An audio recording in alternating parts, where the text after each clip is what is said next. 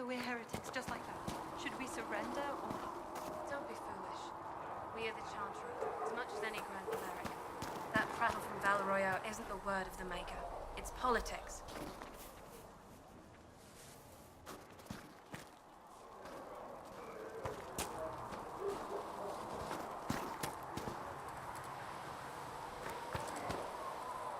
No, my lord, I don't know where the other nobles are. I suggest you ask Ambassador Montillier. Oh, you're him.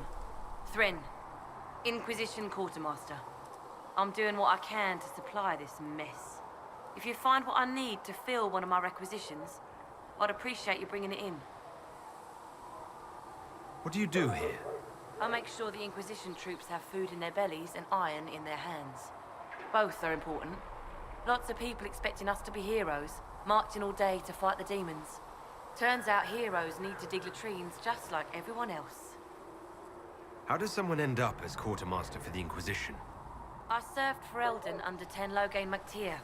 Best commanding officer this world has ever seen. After they all turned on him at Denerim, though, there wasn't much use for people who held that opinion. Queen Honora offered my services to the Inquisition. It was a kindness. She knew I supported her father and got me away from the political garbage.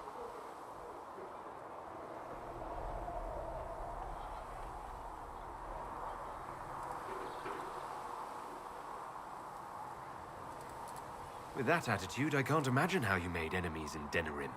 People just don't want to hear the truth. I was at Ostagar, and I know what really happened. King Cailan overextended his position, and the Grey Wardens were too late lighting the signal. Following the original plan would have gotten everyone killed. Ten Loghain made the right decision. I apologize. Sister Liliana told me I shouldn't talk about this. Just forget it. What did you mean when you mentioned requisitions?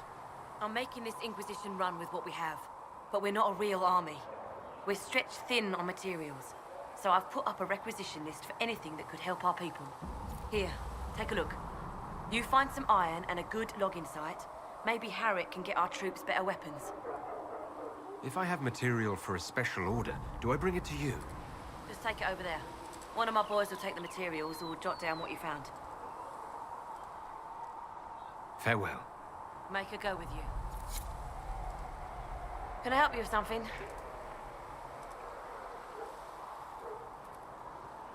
Farewell. Make her go with you.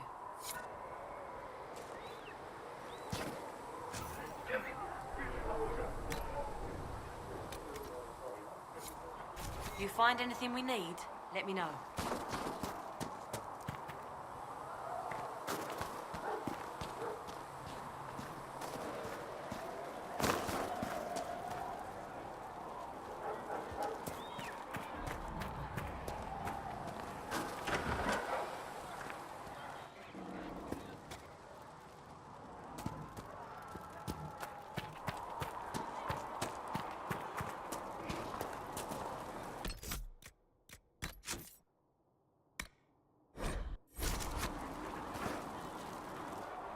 So, now that Cassandra's out of earshot, are you holding up all right? I mean, you go from being the most wanted criminal in Thedas to joining the armies of the faithful. Most people would have spread that out over more than one day. I don't even want to think about how many lives were lost on that mountaintop. A lot of good men and women didn't make it out of there. For days now, we've been staring at the breach, watching demons and Maker knows what fall out of it. Bad for morale would be an understatement. I still can't believe anyone was in there and lived. If it was that bad, why did you stay? Cassandra said you were free to go. I like to think I'm as selfish and irresponsible as the next guy, but this... Thousands of people died on that mountain. I was almost one of them. And now there's a hole in the sky. Even I can't walk away and just leave that to sort itself out.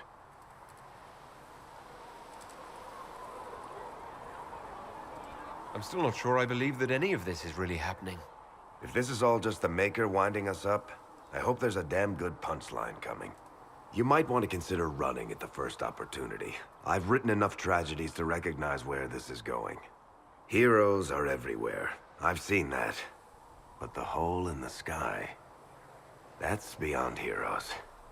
We're going to need a miracle.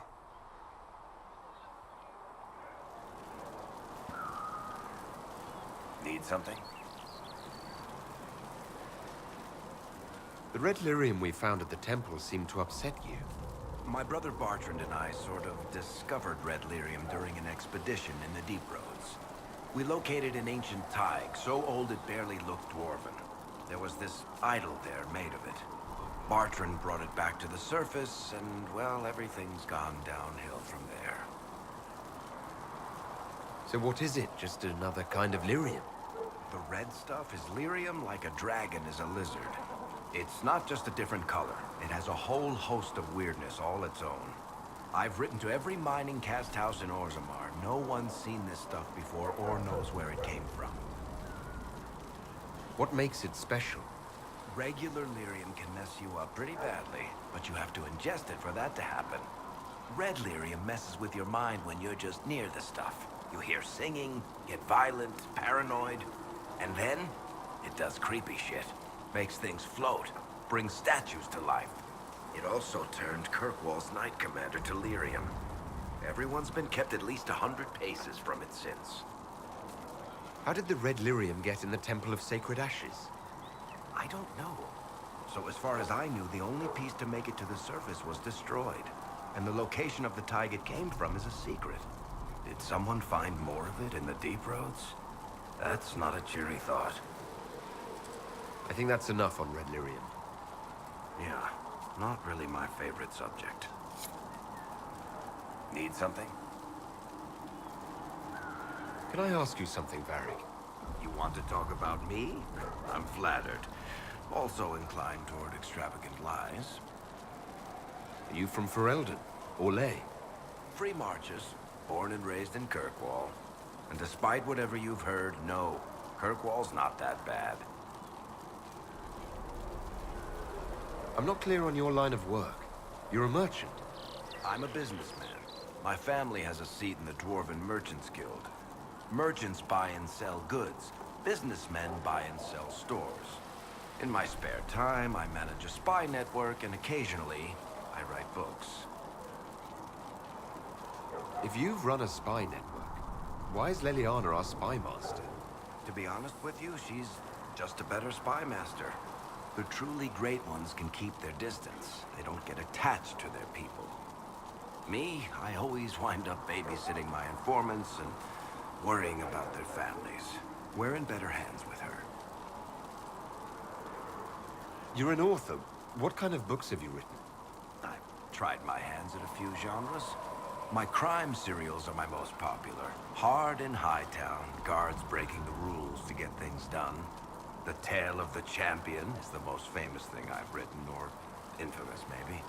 I started a romance serial once, Swords and Shields, but to be honest, I don't have a knack for romances. Most of my stories end in tragedy. Probably that says something unfortunate about me personally. What sort of shops do you own? Actually, we don't own shops. That was just an example. Mostly we invest in moneylenders. Auction houses, a few mercenary companies, a couple of smithies. I think we own half a beet plantation in Ravane somewhere. Most of that's my brother's doing. Bartrand had business sense. Not much tact, but loads of business sense. How do you and Cassandra know each other? You heard about the Kirkwall Chantry being destroyed? The guy responsible used to be a friend of mine. The Seeker had questions about that, and I had answers. Where did you get that crossbow? I've never seen one like it. Bianca? She's one of a kind. There's a hidden shop in Kirkwall called the Black Emporium. I found her in a barrel labeled swag. The owner sold her to me for a ham sandwich and a pair of yellow ruffled pants. Who's she named for? I can't tell you. And the reason for that is? Complicated. It's the one story I'll never tell. We just have to leave it at that. Thanks, Varric. No problem.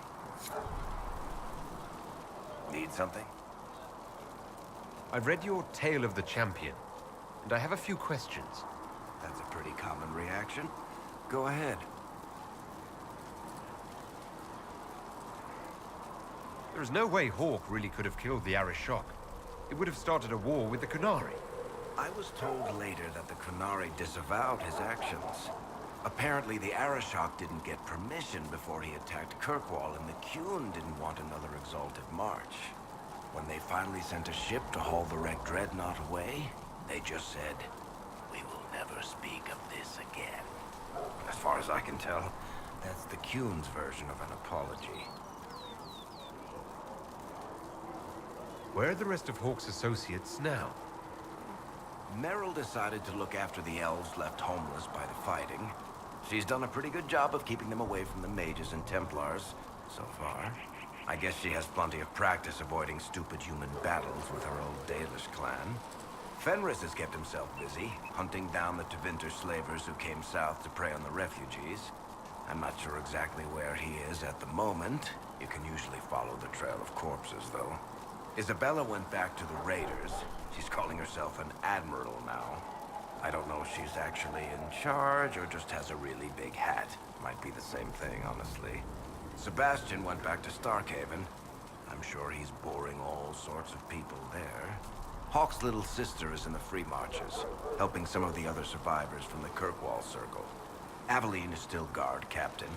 I'm pretty sure Kirkwall would fall into the sea if she quit her job. Need something?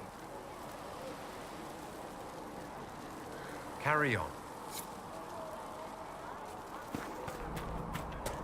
Come to me, child, and I shall embrace you. In my arms lies eternity.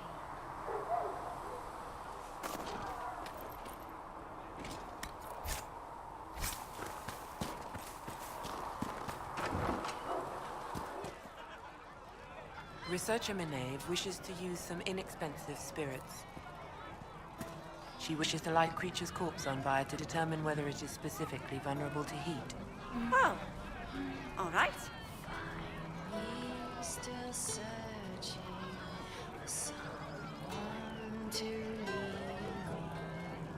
Can you guide me to the revolt inside me? Promise surviving the breeze. Can I get you anything?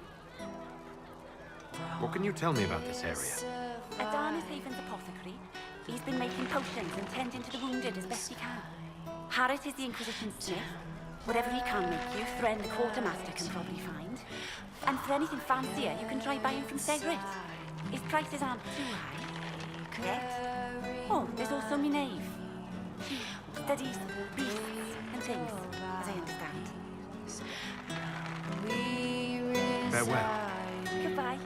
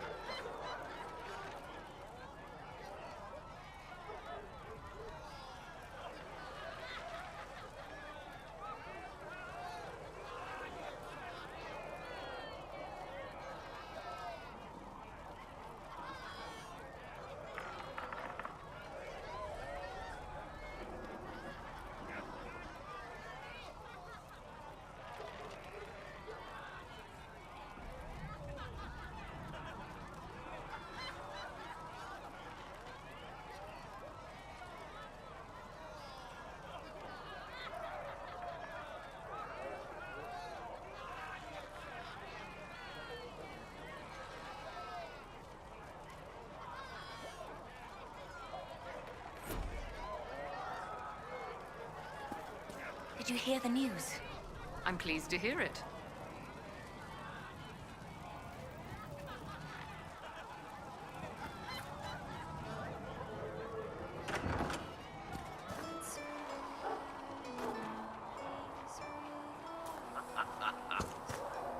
Are we going to have new verses in the Chant of Light now for the Herald of Andraste, telling what he did? It's far too soon to consider anything like that. I was talking with a friend who said there used to be a verse about an elf in the Chant of Light. No, that's not true.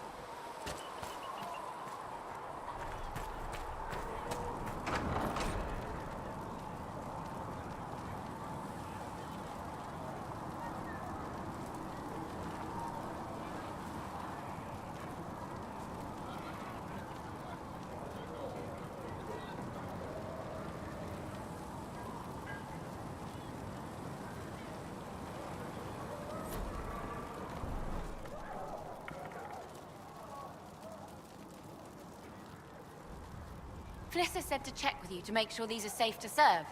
They're fine. Nobody will take sick as long as she boils them right. Smart woman for asking,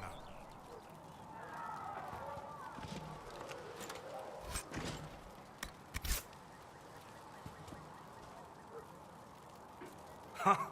Look who's back from the dead. Again. I don't recall meeting you before. I'd be surprised if you did. You weren't particularly coherent. Someone had to patch you up after you staggered out of making those wear, though. So, you're welcome. I didn't realize. Thank you. Yeah, well, you can pay me back by fixing the world. Name's Adan. I'm in charge of keeping our little band here stocked with potions and elixirs. Not that Seeker Pentagast seems to care whether we've got the supplies to actually do that. For a healer, you don't seem particularly nurturing. I'm not a healer. I'm an alchemist who's forced to play Mother Hen. You want something to burst into flame on contact with the air? Done. Gladly.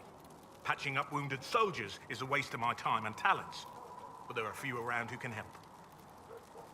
How are your people holding up? There's no shortage of work. That's for damn sure. How do I go about having potions made? Just take a look there and tell me what you'd like. Find a recipe for something better, I can make that too.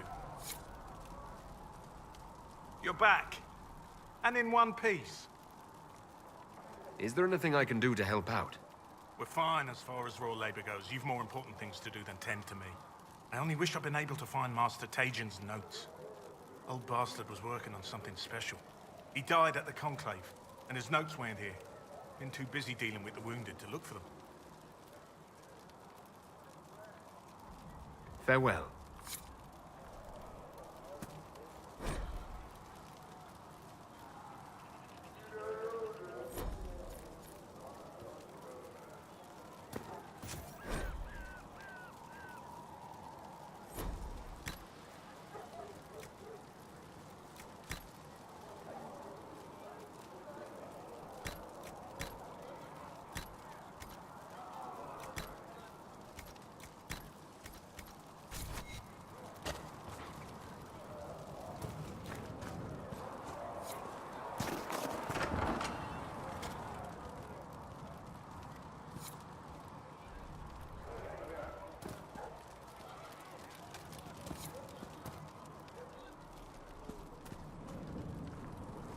The chosen of Andraste, a blessed hero sent to save us all.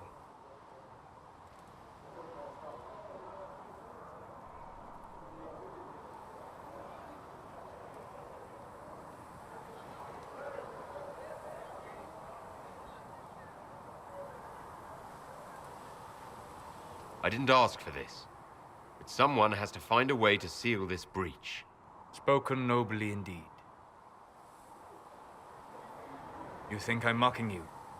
This age has made people cynical. I've journeyed deep into the Fade in ancient ruins and battlefields to see the dreams of lost civilizations. I've watched as hosts of spirits clash to reenact the bloody past in ancient wars, both famous and forgotten. Every great war has its heroes. I'm just curious what kind you'll be. What do you mean, ruins and battlefields? Any building strong enough to withstand the rigors of time has a history. Every battlefield is steeped in death. Both attract spirits. They press against the veil, weakening the barrier between our worlds. When I dream in such places, I go deep into the Fade. I can find memories no other living being has ever seen. You fall asleep in the middle of ancient ruins. Isn't that dangerous? I do set wards. And if you leave food out for the giant spiders, they are usually content to live and let live. I've never heard of anyone going so far into the Fade. That's extraordinary. Thank you. It's not a common field of study for obvious reasons. Not so flashy as throwing fire or lightning. The thrill of finding remnants of a 1,000-year-old dream? I would not trade it for anything. I will stay there. At least until the breach has been closed. Was that in doubt? I am an apostate surrounded by Chantry forces in the middle of a mage rebellion. Cassandra has been accommodating. but you understand my caution. Cassandra trusts you. She won't let anyone put you into a circle against your will. Thank you. I appreciate the thought. But now let us hope either the mages or the Templars have the power to seal the breach. Closing the breach is our primary goal. But I hope we might also discover what was used to create it. Any artifact of such power is dangerous. The destruction of the Conclave proves that much. You don't think whatever created the explosion was destroyed in the blast? You survived, did you not? The artifact that created the breach is unlike anything seen in this age. I will not believe it destroyed until I see the shattered fragments with my own eyes. We would do well to try to recover whatever created the breach. Liliana's people have scoured the area near the blast and found nothing. Whatever the artifact was, it is no longer there. In any case, did you need me for anything? What do you know about the Fade? A great deal from my wanderings. There are few hard facts, but I can share what I have learned. I'd like to know more about the breach.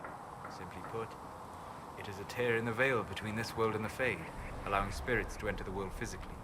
Small tears occur naturally when magic weakens the veil, or when spirits cluster at an area that has seen many deaths. But your mark allows you to exert some control over the breach. That means it was created deliberately. I'd like to know more about the veil. Circle mages call it a barrier between this world and the Fade. But according to my studies in ancient elven lore, that is a vast oversimplification. Without it, imagine if spirits entered freely. The Fade was not a place one went, but a state of nature like the wind.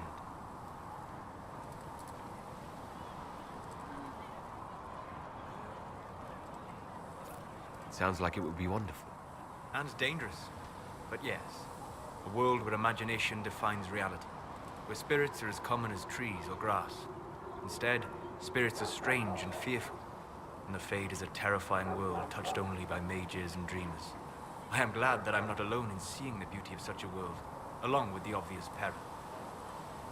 I'd like to know more about demons. The Chantry says that demons hate the natural world and seek to bring their chaos and destruction to the living. But such simplistic labels misconstrue their motivations, and in so doing, do all a great disservice. Spirits wish to join the living, and a demon is that wish gone wrong. Is there a way to coexist? To live with them? If not in peace, at least without such active confrontation. Not in the world we know today. The veil creates a barrier that makes true understanding most unlikely. But the question is a good one, and it matters that you thought to ask. We'll talk later. Goodbye. Greetings. I'd like to know more about you, Solas. Why? You're an apostate, yet you risked your freedom to help the Inquisition. Not the wisest course of action when framed that way. I appreciate the work you're doing, Solas. I just wanted to know more about you. I am sorry. With so much fear in the air. What would you know of me? What made you start studying the Fade? I grew up in a village to the north. There was little to interest a young man, especially one gifted with magic. But as I slept, spirits of the Fade showed me glimpses of wonders I had never imagined. I treasured my dreams. Being awake, out of the Fade, became troublesome. Spirits try to tempt you. No more than a brightly colored fruit is deliberately tempting you to eat it. I learned how to defend myself from more aggressive spirits, and how to interact safely with the rest. I learned how to control my dreams with full consciousness. There was so much I wanted to explore. I gather you didn't spend your entire life dreaming. No. Eventually, I was unable to find new areas in the Fade. Why? 2 reasons. First, the Fade reflects the world around it. Unless I traveled, I would never find anything new. Second, the Fade reflects and is limited by our imaginations. To find interesting areas, one must be interesting. Is this why you joined the Inquisition? I joined the Inquisition because we were all in terrible danger. If our enemies destroy the world, I would have nowhere to lay my head while dreaming of the Fade. I wish you luck. Thank you. In truth, I've enjoyed experiencing more of life to find more of the Fade. How so? You strengthen your body to deliver and withstand punishment. The muscles are an enjoyable side benefit. You have chosen a path whose steps you do not dislike because it leads to a destination you enjoy. As have I. You said you traveled to many different places. This world, or its memory, is reflected in the Fade. Dream in ancient ruins, and you may see a city lost to history. Some of my fondest memories were found in crumbling cities, long picked dry by treasure seekers. The best of the battlefields. Spirits press so tightly on the veil that you can slip across with but a thought. Any place in particular? I dreamt at Ostagar. I witnessed the brutality of the Darkspawn and the valor of the Ferelden warriors. I saw Alistair and the hero Ferelden light the signal fire, and Logain's infamous betrayal of Kaelin's forces. I've heard the stories. It would be interesting to hear what it was really like. That's just it. In the Fade, I see reflections created by spirits who react to the emotions of the warriors. One moment, I see heroic wardens lighting the fire, and a power-mad villain sneering as he lets King Kaelin fall. The next, I see an army overwhelmed and a veteran commander refusing to let more soldiers die in a lost cause. You can't tell which is real. It is the Fade. They are all real. Have you always traveled and studied alone? Not at all. I have built many lasting friendships. Spirits of wisdom, possessed of ancient knowledge, happy to share what they had seen. Spirits of purpose helped me search. Even wisps, curious and playful, would point out treasures I might have missed. I don't know of any spirits by those names. They rarely seek this world. When they do, their natures do not often survive exposure to the people they encounter. Wisdom and purpose are too easily twisted to pride and desire. You're saying that you became friends with pride and desire demons? They were not demons for me. Meaning? The Fade reflects the minds of the living. If you expect a spirit of wisdom to be a pride demon, it will adapt. And if your mind is free of corrupting influences, if you understand the nature of the spirit, they can be fast friends. I'm impressed that you could become friends with spirits. Anyone who can dream has the potential. Few ever try. My friends comforted me in grief and shared my joy. Yet, because they exist without form, as we understand it, the Chantry declares that spirits are not truly people. Is Cassandra defined by her cheekbones and not her faith? Varric by his chest hair and not his wit?